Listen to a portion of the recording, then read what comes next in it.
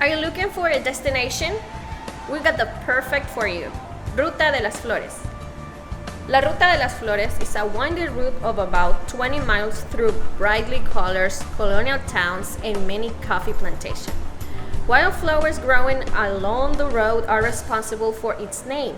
The 6 main towns of the Ruta de las Flores are Nahuizalco, Salcuatitan, Apaneca, Aguachapan, Ataco, and Huayua.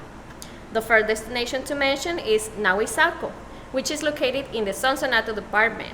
There you will find strong indigenous customs. Its name in Nahuatl language means place of 4 Izalcos. It was founded by 4 families from the nearby town of Izalco. In this city you will also find workshops and handcrafts that work with wicker, tule, wood, and cotton. These products are sold at the famous night market, which is lit only by candles.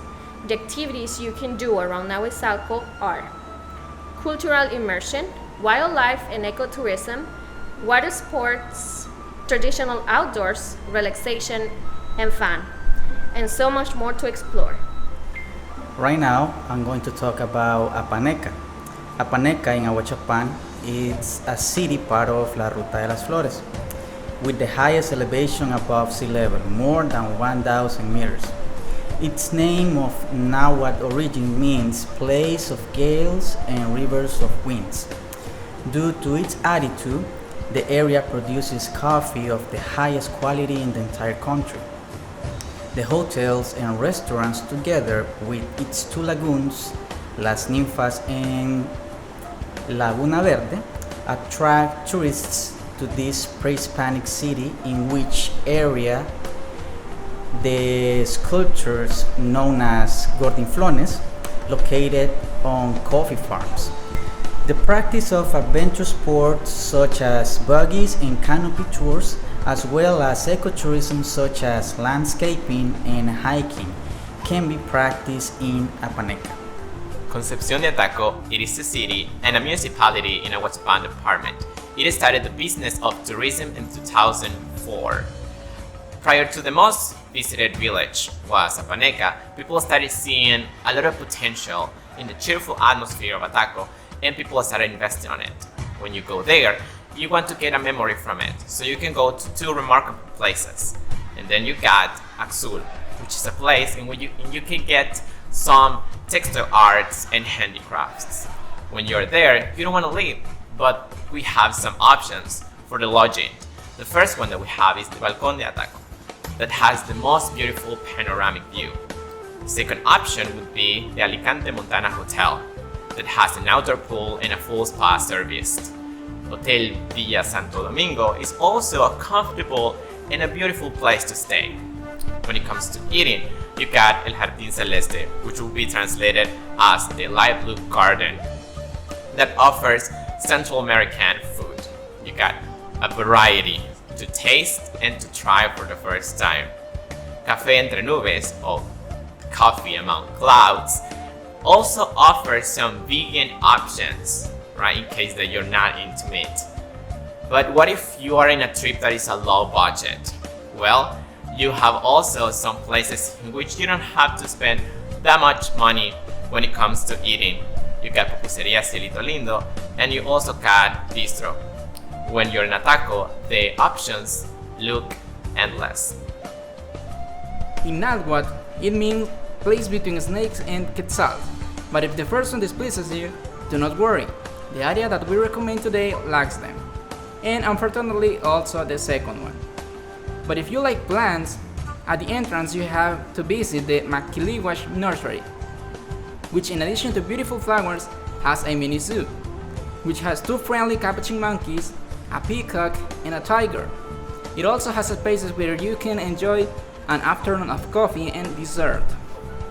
A second destination of the Route of the Flowers, you will find Salcuatitan, a town of pre-Columbian origin known as the city of Quetzalcoatl, god of the wind and star of dawn, in Nahuatl.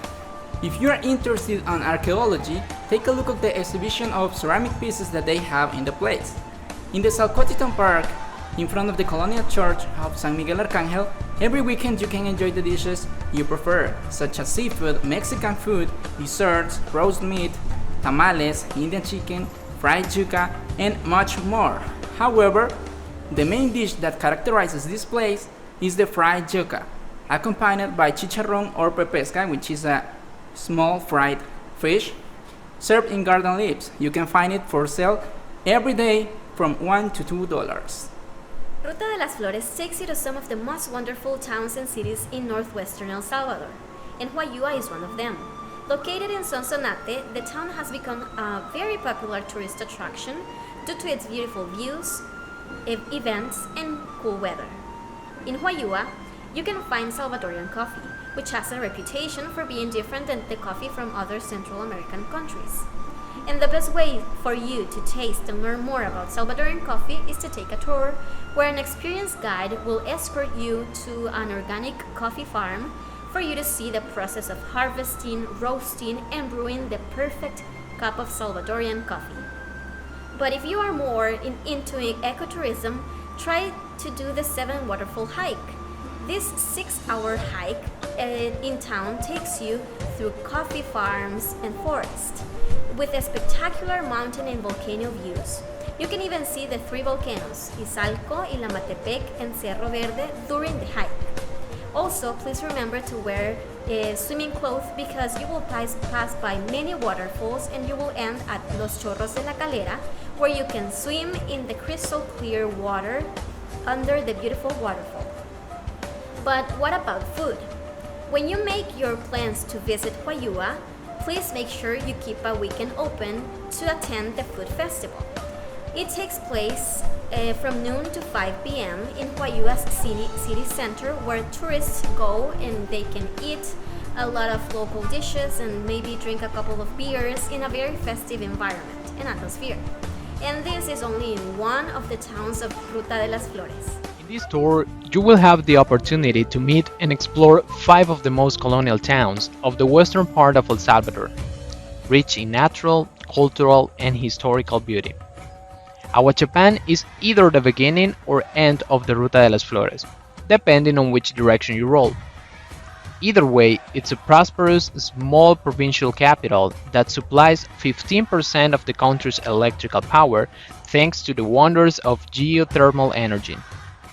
There are some attractive colonial buildings, but for travelers and foreign visitors, it's mostly a jumping off point for trips to Parque Nacional, Ruta de las Flores, or Ataco. It is known for its great cultural tradition, relevant for its handicrafts, its restaurants, and its beautiful cobbled streets.